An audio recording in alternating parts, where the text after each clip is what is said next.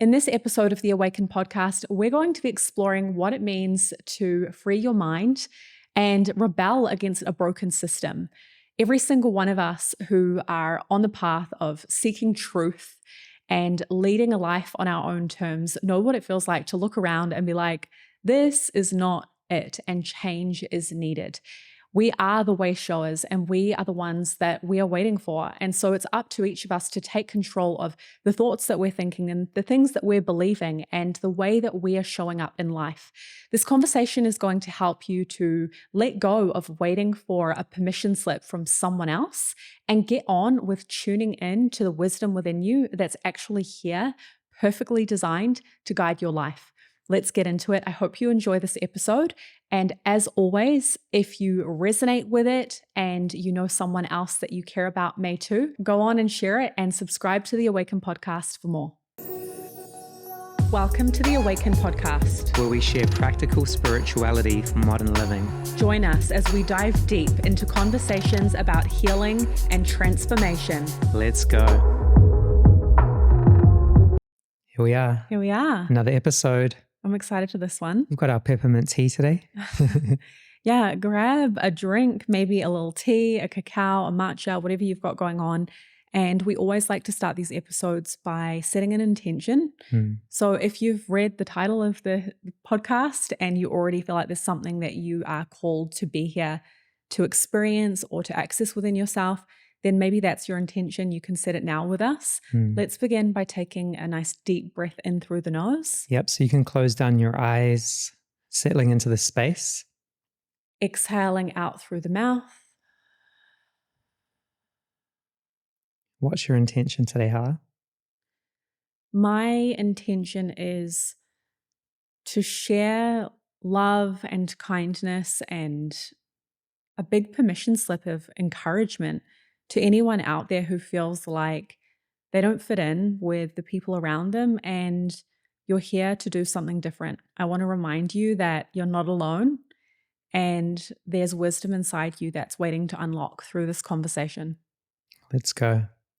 My intention is to be of service, to add value, and to hopefully inspire anyone tuning in that, they can lead their own life in whatever direction they want, and they don't have to be a follower. They can be a leader and create whatever their heart desires. Cheers to that. Let's go. That peppermint tea is good. So good. Okay, do you want to start us off? Yes. Okay. Well, I was thinking about this topic when I woke up this morning and I was getting into my morning routine and I was feeling so fired up about it. This is an area that I get passionate, and that passion can get fiery, where I feel deeply for people who maybe have come from a family where you've been sensitive and you've had this sense that you're a cycle breaker, like you're here to do things differently. You've been witnessing that through your family line or in your peer group or in the culture around you, that there's so much difficulty and struggle and people repeating the same old patterns and not knowing how to break out of it. Maybe for you, it's a financial pattern where people stay at a certain level. Maybe it's around creative expression and being bold. Maybe it's around views of politics or spirituality or something else where there's things that you're seeing and you're like, this just doesn't jive with me. And I know that there's a better way or a different way that we could do things that would be more healthy. And I know that you and I both have experienced that throughout our lives. And I think it's one of the things that brought us together as a couple when we met. It was like, whoa, I see you and you're different. I think that was one of the biggest things that drew us to each other, knowing that we were figuring out a new way of doing things. It's like we were creating our new rules for life. And we didn't know what that life would look like. We didn't know where we would end up living or what we would end up doing with our careers or how it would all unfold. But we've been figuring it out one bit at a time, one step at a time, 1 year at a time.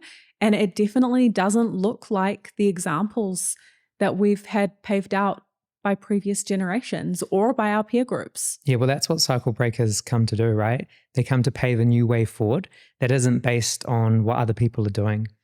And to do that, you have to walk with courage because you have to separate yourself from what family or peers or society is doing. And oftentimes, most people are not going to understand your vision because it's not their vision, it's your vision and it's been gifted to you. So you can't outsource or look for validation from others when you're a cycle breaker because you're not here to follow in their footsteps. And if you don't want their lives, then you shouldn't be taking advice from them. Exactly. I think it's so important for us to realize that every person that we surround ourselves with has an influence on how we think. That's just a fact.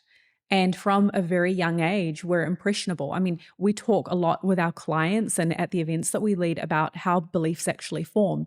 And it's through repetition, hearing the same thoughts and ideas again and again and again. It's through intensity. So let's say if someone yells at you or says, this is really important, then you're going to take in that intensity as, okay, this is important and I must believe it and remember it. And then the other part of it is authority. So when you have family members, when you have leaders in your society, when you have the man in the white coat that's telling you what to do because he's the expert, we take on the feedback of authority figures and it leads to belief formation. And a lot of the beliefs that we all have are unconscious. We're not even aware of what we believe. We don't know that so much of how we perceive reality and the rules of existence are actually subjective, meaning you might think that that's how the world works, but that doesn't mean that so-and-so over there believes the same thing.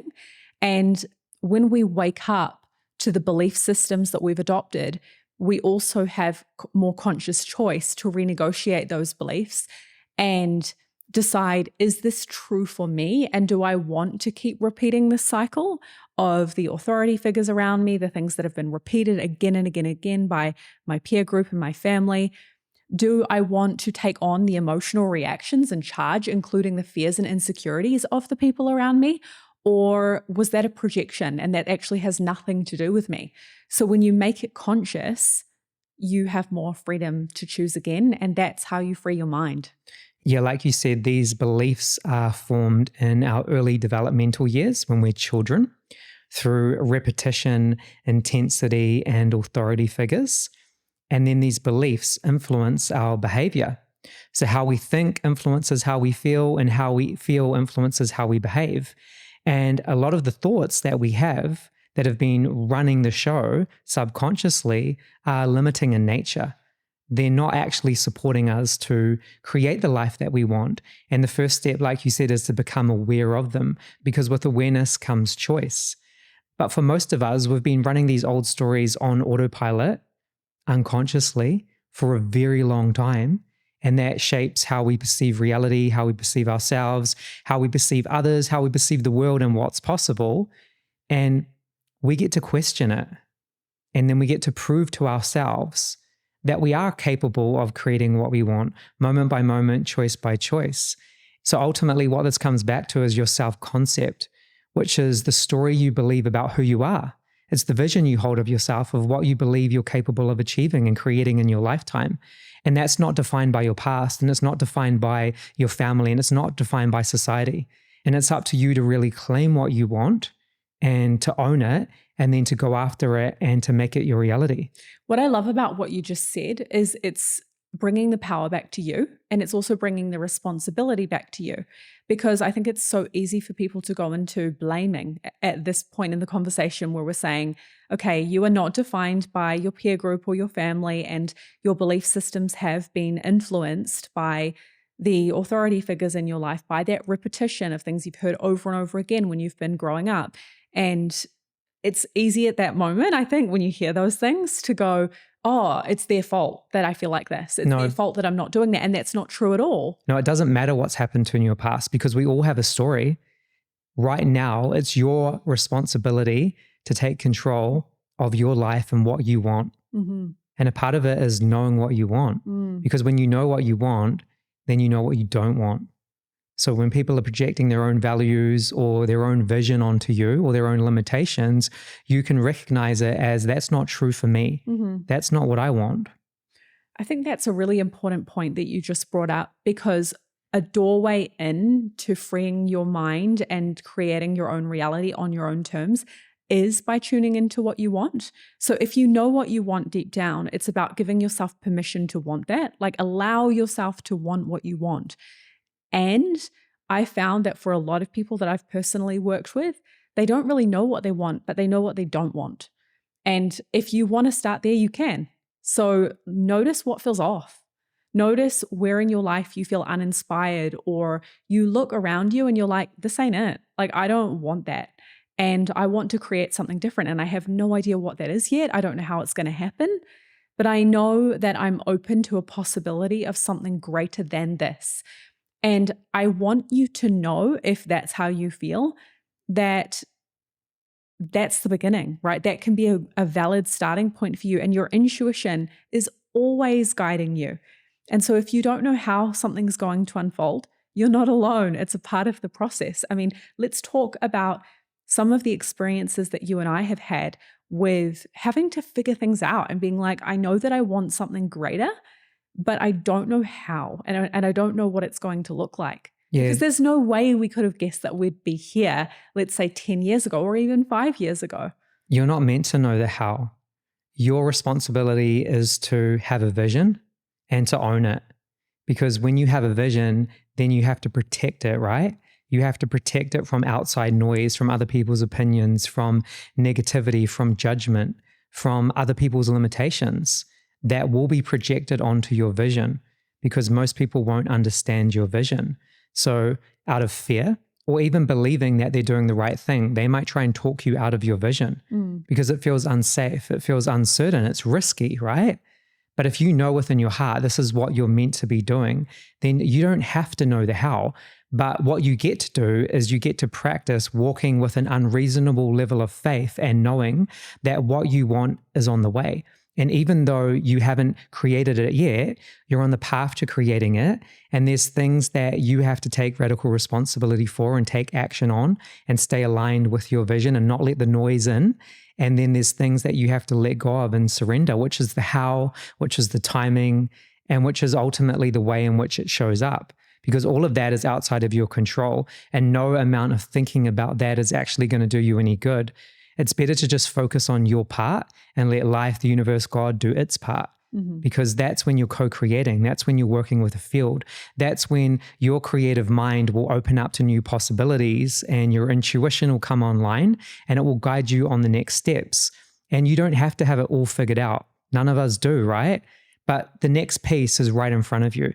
So if you just focus on the next step and keep taking that next step, knowing that you don't know how it's going to all come together and you're not supposed to, then you can relax into the uncertainty, which is what most people fear. It's the fear of uncertainty, which holds so many people back from moving forward and taking action.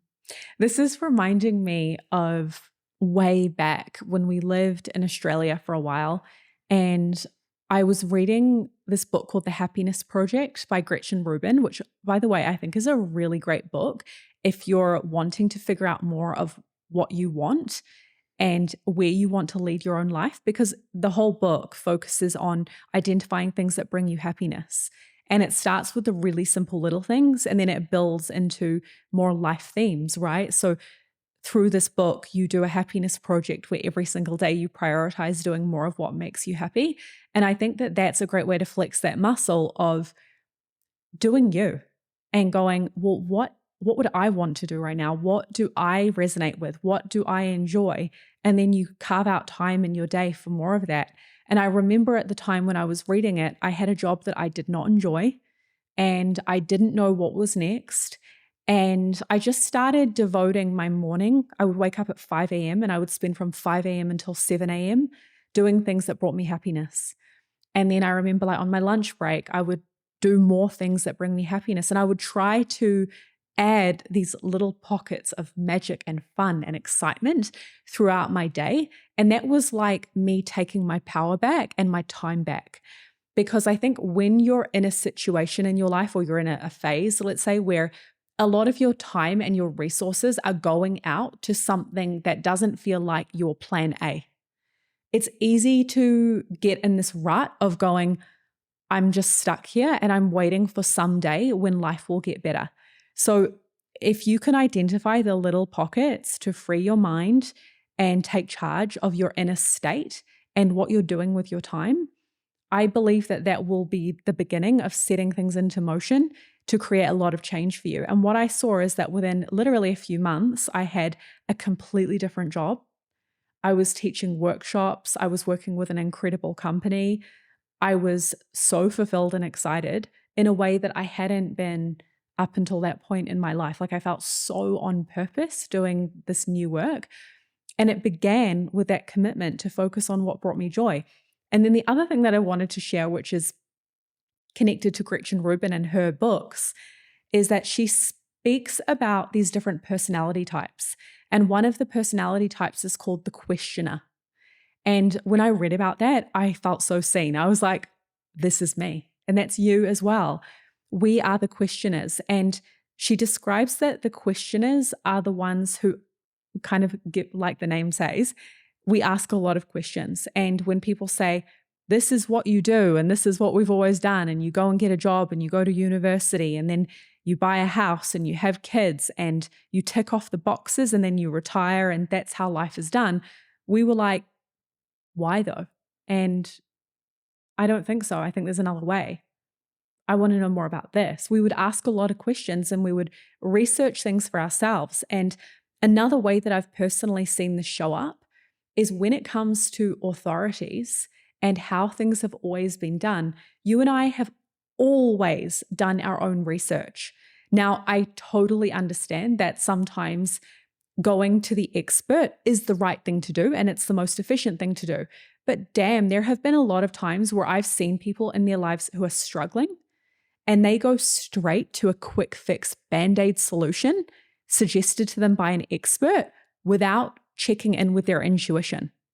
And when I see that happening, I just think, what are you doing? Like, have you even researched what you're signing up for? The pills that you're putting into your body, the choices that you're making, the things that you're investing your money into? Do you even want this? Well, most people have been conditioned to give their power away to authority figures. Exactly. And when you're giving your power away like that, then you're not thinking for yourself. You're just running on autopilot based on what's always been done. And if that works for you, then that's great. But if it's not working for you, then it's something to look at and to question and to choose again. I think a part of freeing your mind is becoming really aware of the type of thoughts that you're giving your energy and attention and power to on a daily basis. Because the reason most people are giving their power away is because some part of them feels diminished or feels like they don't have the answers or the expertise to make a decision for themselves in that area, which is a lack of research, a lack of education, a lack of self-belief, a lack of being attuned to your own body and your intuition, which ultimately comes through autopilot responses. I also think it's really naive. One thing that I've seen, and I've learned from you actually in such a big way, is you have high discernment and you have taught me not to be naive and to question things. For example, when someone tells you to do something, they don't always have your best interests in mind. No. They might just be repeating what they've done or what they know based on the limited research and knowledge that they have and the conditioning that they have. And they may not be giving you the full picture of what it is that they're suggesting. For example, let's say with medical advice, I've seen you get really fired up and discerning about this, where you're so big on informed consent. And the fact is, even the most functional, holistic doctors out there sometimes are not honoring informed consent and giving you the full picture about these amazing, supposedly cutting edge innovations that are out there and how much research is actually behind it and potential side effects. And I love the way that you question everything. You're not just going to take a trend that you've seen someone rave about online and go, oh, sign me up. Like, let's do it. You know, put it in my body. I want the optimization. You will slow down and ask the questions. And even when everything looks good on paper, you will still check in with your body multiple times and ask, is this still for me? Yeah, I think that's a major key. And it's not being afraid to raise your standards and get a second, a third, a fourth, a fifth opinion, right? Because so many people will just go to the first specialist or the first person that's an authority figure, and they'll trust them and feel like, the information that they're receiving is correct. Mm-hmm. It's not the way, not in this time. You have to do your own research, which means making sure that the person that you're listening to, it feels like it resonates with you. And if something feels off, and if you intuitively feel that and you override your intuition, then that's on you, because you're not trusting your intuition, you're not trusting your body in that moment. And we all know what that leads to. And that leads to disempowering situations where, unfortunately, things you don't want happen. Let's talk more about how you approach this, because like I said, have learned a lot from you about how to be more discerning and think for myself rather than giving my power away and outsourcing to experts and putting people on pedestals. So when you are moving through the world, and let's say you go online and you see how many experts are there out there that are trying to sell you on the next idea, even if they're not selling you on a product, they're selling you on their belief systems, right? Think like me. I've got it figured out. I've got the secret to life. I've got the philosopher's stone, the secret to youth and happiness and all the things, right? How do you personally relate to experts? I don't with experts. I'm just being real. I'm not into it because I can see when it's not embodied. And how do you see? How do you know? How do you sense that? Because a lot of people are out there being like, they seem so certain, so they must be.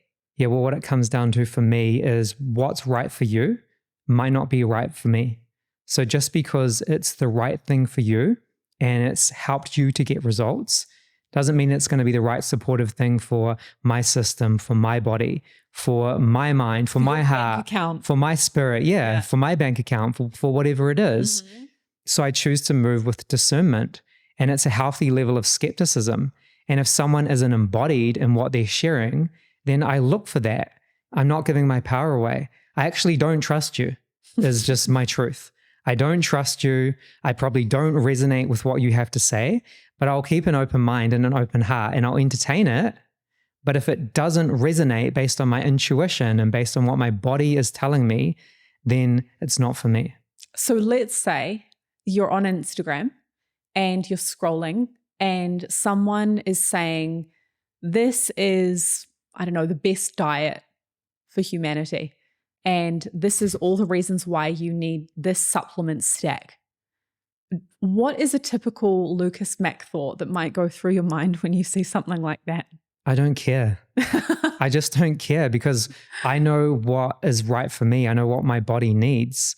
And I like to live in a more natural way, more connected to the elements, more connected to the earth, more connected to my intuition. And that's my guiding compass. It's not someone I see on Instagram who I don't resonate with.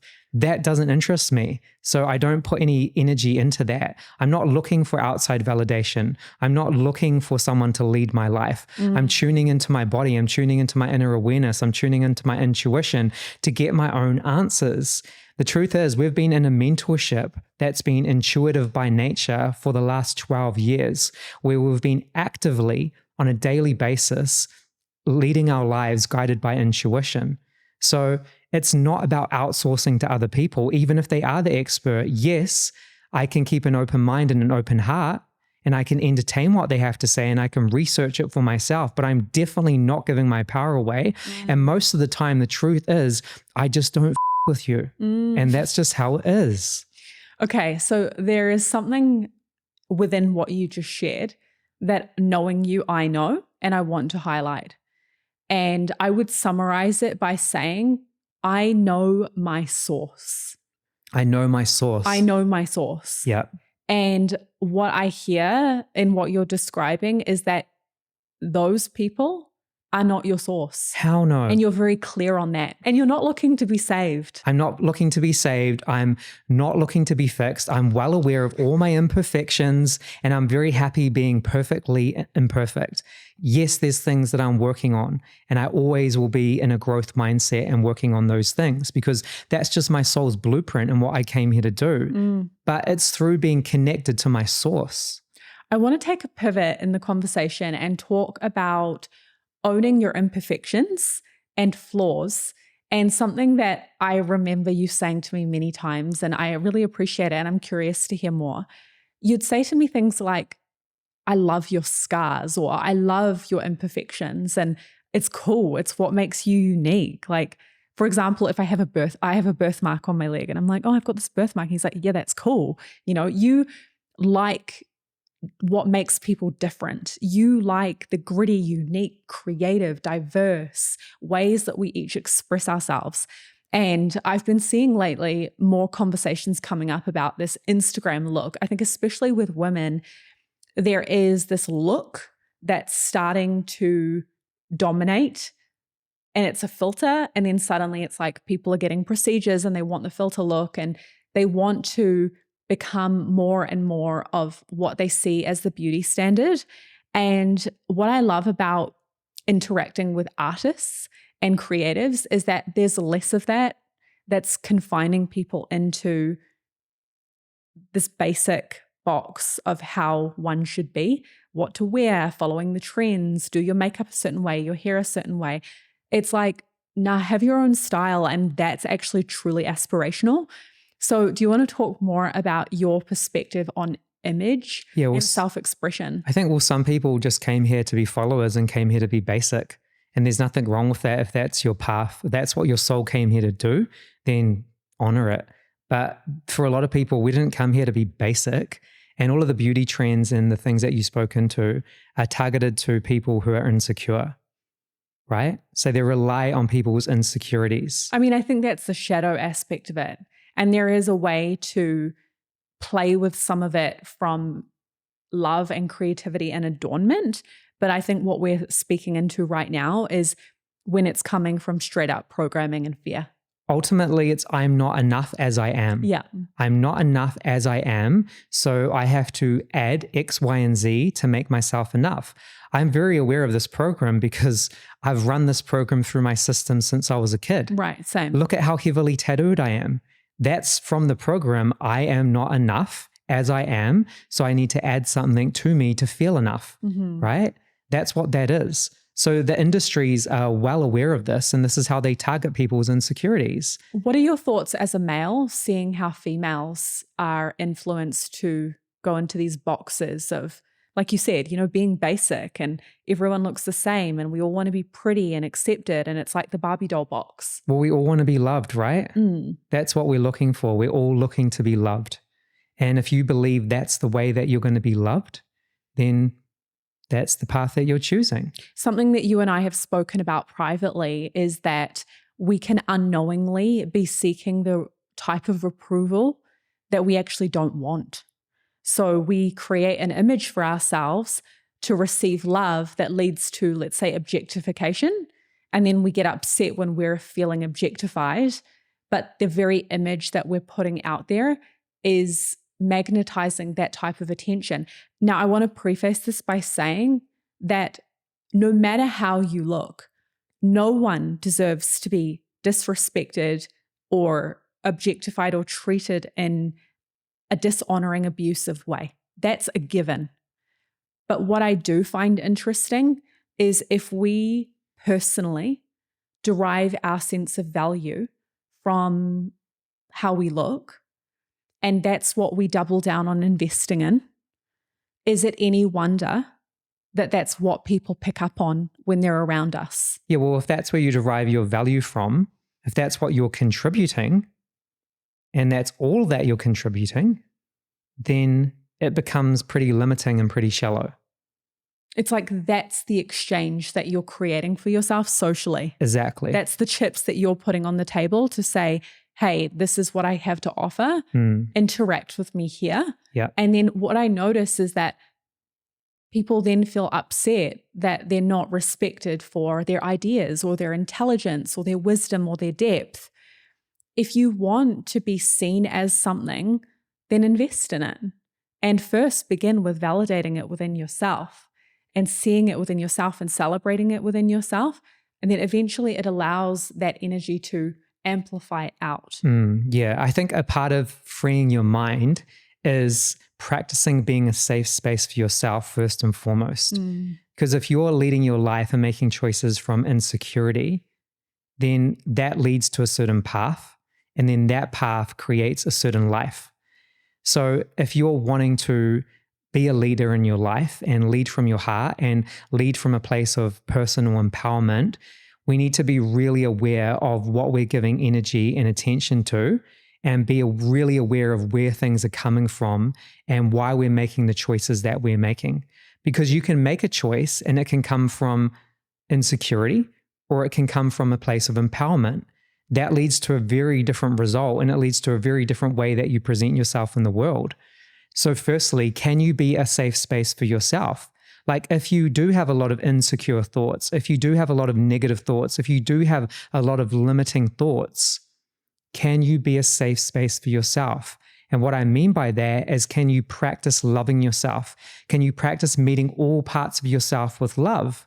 Because when you do that, you're creating an inner fortress that becomes like a form of self-protection, where you're not allowing that negativity to influence the way you think, the way you feel, and the way you behave. You're aware of it, you're bringing acceptance to it, you're bringing love to it, and you're practicing choosing again. And a part of being a safe space for you, first and foremost, means you can be a safe space for others. And when you do that, you create a whole different reality for yourself. So many of us are unknowingly enslaved by our need for love and approval. And we don't even realize that a lot of our behaviors and our actions are based on this need for love. And we're seeking it outside of ourselves. We're looking for someone to be proud of us. We're looking for people to celebrate us, to accept us, to see us, to recognize that we're doing well. We're wanting to make sure that people don't perceive us as a threat. And it leads us to subtly and more obviously abandon our own truth again and again and again. And this is how people create lives for themselves where they're like, who am I even living for? Like, who am I doing all of this for? And what is the point? And I don't even feel like I'm choosing this for myself. I don't feel soul-led. When it comes to identification with the body, I think a lot of people struggle with thinking that if they looked a certain way, then everything would be different. Or if they could just receive love and approval and be celebrated for their physical form, then they would feel so much happier and better about themselves. And I do think there's validity in wanting to feel good about yourself. But what we don't want is to become overly identified with our flesh and with our form and forget the inherent value that we have, and also the multifaceted ways that we can express ourselves in our lives to derive meaning, right, from our human experience. And something that we've spoken about a lot that has helped me, and I'm sure will help others listening, is to remember you are not your body. You are not your body. You are not how you look. And ultimately, you are a spiritual being having a human experience. While you're here, if there are things that you want to update and upgrade and shift about your form, go for it. But don't let it become your fixation and your focus for life, because the human experience is about so much more than that. You know, feed your mind, feed your spirit, nourish yourself, and give yourself permission to stop giving your power away. Yeah, I think a big part of that, and following your own path, and what truly resonates with you, and not giving about what other people think, is being okay with being misunderstood, being okay with being judged, and being okay with being imperfect. Like, do what you want to do and then get on with living. Accept yourself. Realize that you're not going to be the best at everything. This is another thing that we talk about a lot privately, is that you are not going to be the best at everything. There's always going to be someone who is smarter at a certain thing, who's more wealthy, who's got more followers or beauty or something else over here and their house looks like this and they've got these opportunities. And it's like, accept and celebrate the life that you're given, accept your lot so that you can get on with it, because everything else is a waste of time and energy, and it's keeping you enslaved in the perception of lack. Yeah, and realize you are the creator of your own reality. So you are constantly in co-creation with the field. Yes. So if you're vibrating at a level of lack, at a level of scarcity, of a level of I don't have what I want, even though you might not physically have that, then that's the signal that you're sending out to the field. And the field's going to deliver you more of your inner state, the more of how you're thinking and how you're feeling and how you're behaving. So in order to change that, you have to change the way you're perceiving your reality right now and start to celebrate it. Like you said, life is a celebration. Start to celebrate all your blessings. Start to see all the ways that you are supported. Start to see all the ways that life does have your back, and then start to walk with an unwavering level of faith and knowing that what you want is on the way, which means you can connect to the desired feelings of what you want rather than waiting till when you've created it. You can try on those feelings now. And that shifts your point of attraction. And it also shifts your state of being. It changes the way you think, feel, and behave. And it's a better way of operating. Some would say it's operating in delusion. And while that might be true to some level, you're also conditioning your mind and body to that reality so it feels familiar. So when it does arrive, when you do create it, then you're not going to self-sabotage it. You're not going to feel like an imposter. You're going to know that you're worthy of that reality. And you get to practice that now rather than waiting for some time in the future, which is a big part of co-creating. It's a big part of manifestation. It's becoming that version of you now, embodying it step by step, moment by moment, choice by choice. Yes. The beautiful thing about all of this is you get to pick and choose what resonates. So there's probably a lot of things about the system as you know it that you resonate with and benefit from and enjoy. And if that's the case, keep it. Keep the things that you love. We have a lot of things that you could say are a part of the system and a part of how other people do things that we're like, yes, let's go. I love that and I'm into it. And then there's other things where we're like, I opt out of that and I'm not resonating and I'm going to do it my way. So you all have the freedom to choose whatever resonates with you. And I think that if you could take away anything from this conversation, one of the most important points is to remember that no one else can give you the exact blueprint of how to live your life. That's on you. That's why your connection to your intuition matters so much. And that's why we speak about the importance of having a practice that connects you to your inner guidance every single day. Because without that, you're outsourcing. That's the other alternative. You end up conditioned, and human beings end up living unknowingly in a hypnotic trance of following the herd. And we don't want that for you. We believe that every single one of you has brilliance and wisdom inside of you that's from beyond this realm, that's ready to be connected into and guide your life and inspire other people. You are a leader in your own right, in whatever way it looks for you. We all have leadership in different aspects of our lives. And if you don't give yourself permission, you can't lead. Yeah, and I think one of the first stages of waking up to this, well, personally for me, was frustration. So looking at the areas of my life where I felt frustrated, where I thought where things weren't working out, where it felt like life wasn't how I wanted it to be. And then owning that it was my responsibility to do something about it, which is a choice that each and every single one of us gets to make. Not an easy choice, but a choice nonetheless. Give us a little glimpse into some of the pivotal choices that you've made along your life journey that have been totally unique, where you've had to dig deep and get brave and do things that no one else around you was doing. Yeah, like being in jobs from a young age, knowing that this wasn't it. Well, I used to work in a factory where my job was to grind down plastic. And I knew that I was only meant to be there for a season. And I would look around me and see people that had been there for 10, 20 years. And I knew that's not what I wanted for my life. That was cool for them. That's what they chose. It just wasn't for me. And I've had many jobs like that where I knew that I didn't want to work for someone else. So you're going to work and you're like, this ain't it. This ain't it. But it's the acceptance that this is where I am now, rather than judging it, knowing that this is the season I'm in, but I'm also working towards something else. And I don't know how I'm going to get there, but I know that there is my part within that. There's things I have to do.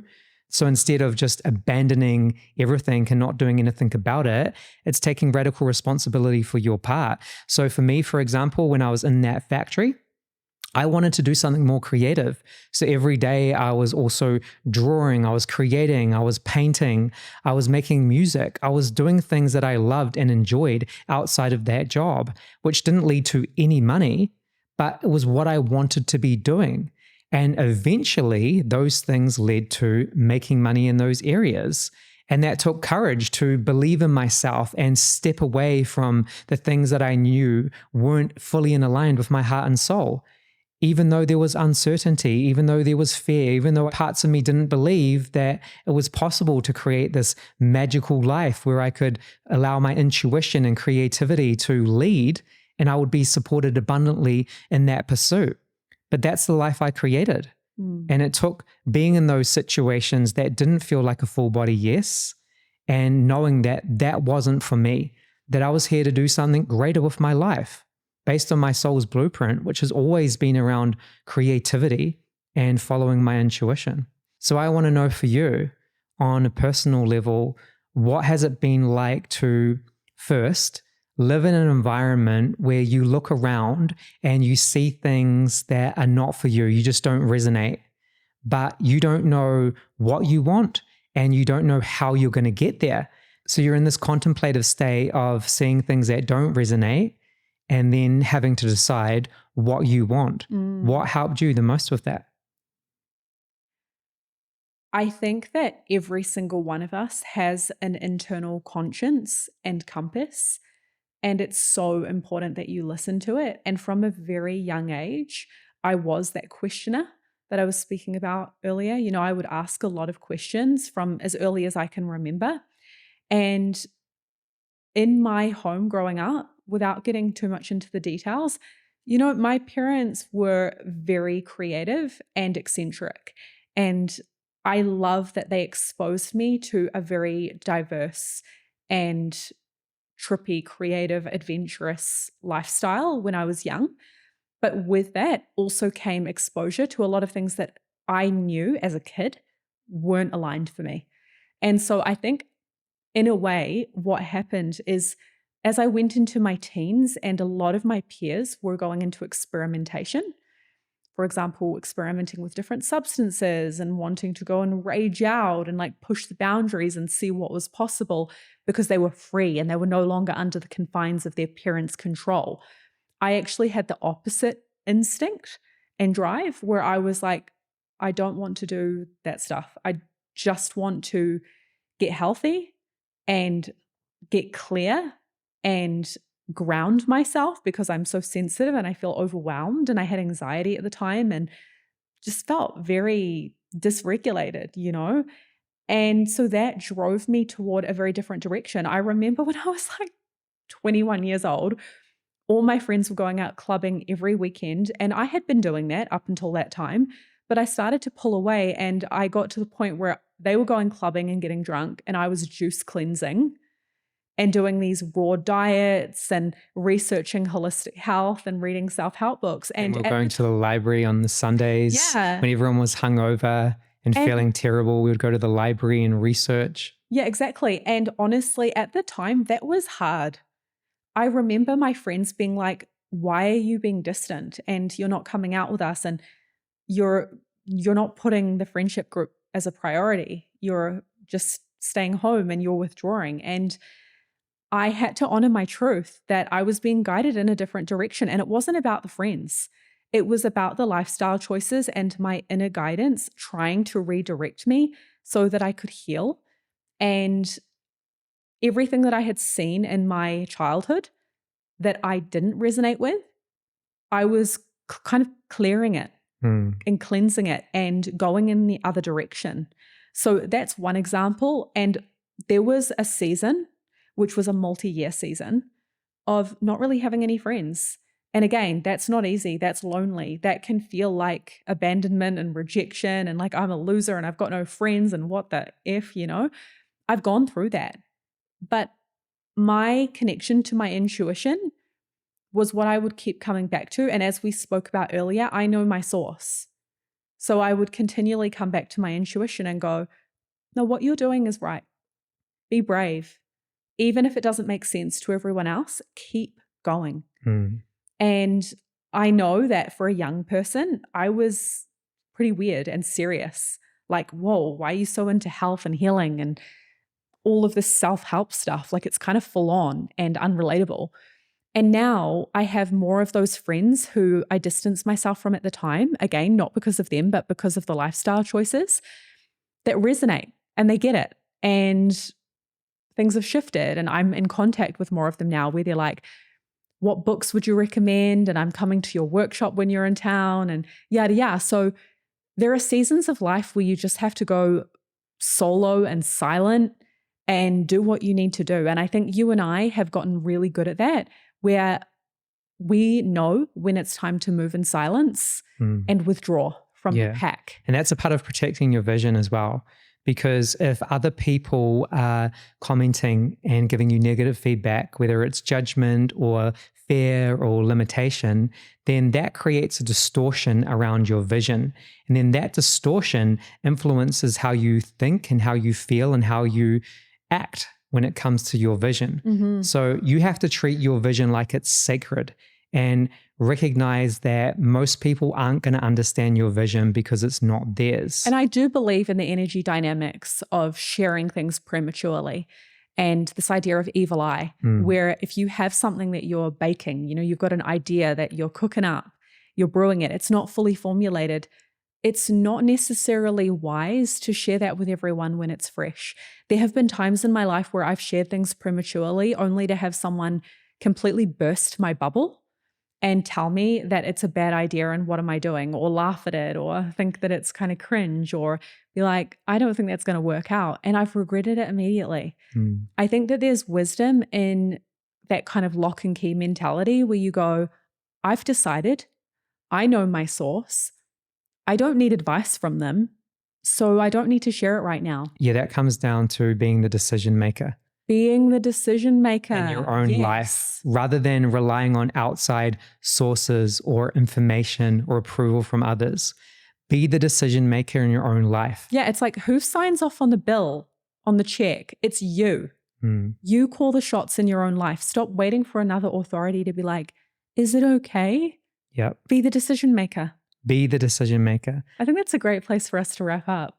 Yep. Anything else you want to share before we wrap up this episode? Be the decision maker. I like that. I think that's a good place to end, like you said, because so many of us are not being the decision maker. We're waiting, we're wavering in our faith, and we're not walking with that unreasonable level of knowing that what we want is on the way.